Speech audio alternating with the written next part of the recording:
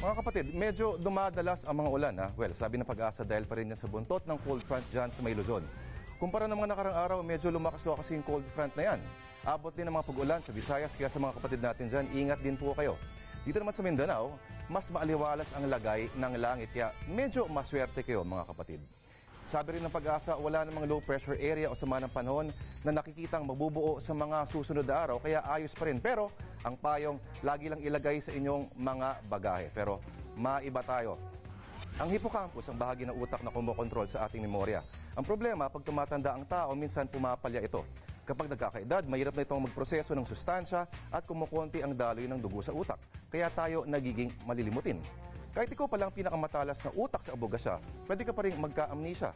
Tulad ni Chief Justice Serpin Cuevas, tinanggi ang pahayag sa isang dyaryo na may lumapit daw sa kanya na taga-Malacanang para kumalas sa defense panel ni SC Justice Corona. Ganun yata talaga. Medyo nagiging ulyanin at siya na mismo ang umamin. Kindly listen because I'm already old. I cannot remember my question. Sa iba, ulyanin na itong 83. At yan ang ulat panahon sa ngayon. Ako po si Lord De Vera, nagsasabing mahirap gamutin ang amnesia sa taong ayaw umalala.